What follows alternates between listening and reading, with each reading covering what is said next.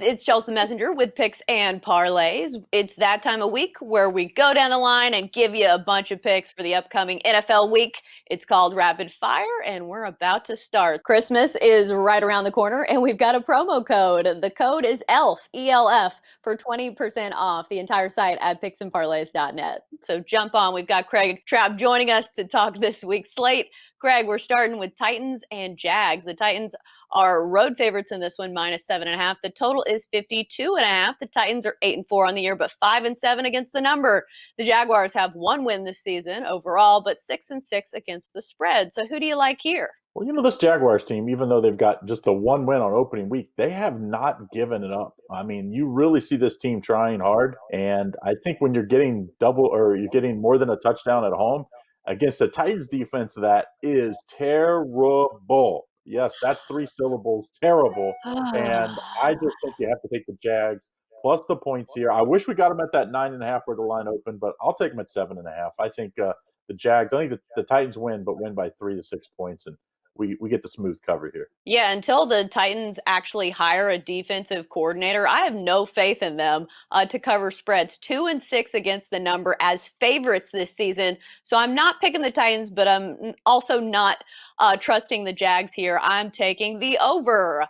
The over is hit an 8 of the last 10 for the Titans with one push. I don't know why I ever got off the Titans over train, but I'm jumping back on because I think this Jaguars team with Mike Glennon can probably score some points on this terrible Titans defense. So let's take the over 52.5. Moving on to the next game on our slate. It's the Colts at the Raiders. The Colts are favored -3. The total is 51.5. The Colts are 8-4 on the year, 7-5 against the number. The Raiders 7-5 straight up and against the spread. This is a big game for the wild card in the AFC. Craig, who do you like? Well, it's hard to trust the Raiders, but both of those subpar performances the last two times out were on the road. I mean, they lost embarrassed at the Falcons, and then you think, oh, well, they're going to come out and just run over this bad, winless Jets team, and they needed a miracle to get the win there. So to me, I think you have to take the Colts here. I think the Colts are the better team, and they definitely have the better defense. And the Raiders' defense has given up tons and tons of yards this year and tons of points.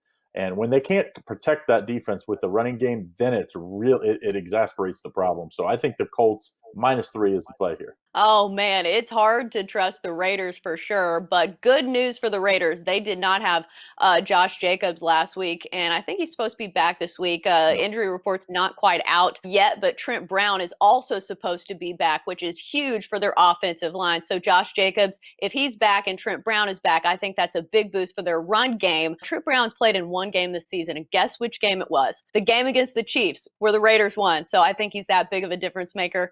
Let me take the Raiders and the points there. Jets and Seahawks. Seahawks are -13.5. The total is 46.5. Seahawks haven't covered in 4 of their last 5, including an outright loss to the Giants last week. Meanwhile, the Jets are the Jets, 0-12, but they have covered in 3 of their last 4. So, Craig, big point spread here. Who do you like? Well, I like that number at 14.5 a lot better than the 13.5 here with the Jets. But I think the Jets they've played better the last 2 weeks, even though they didn't cover against the Dolphins. They played much better in that game. Obviously, they played good against the Raiders, really should have won that game.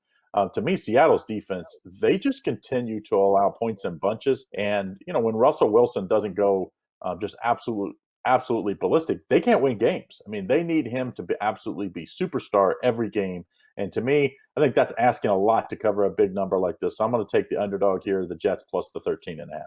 Right. Didn't the Chiefs and the Jets play? And I don't think that they were favored by much more in this game. And I don't think this is a Seahawks team that should be on par with that Chiefs team. I think this is way too many points to give the Jets. I know that's crazy saying, but in the NFL, that's just too big of a point spread, I think, especially with the way the Seahawks are playing. Their offense at the first of the year was really explosive, but just not sustainable.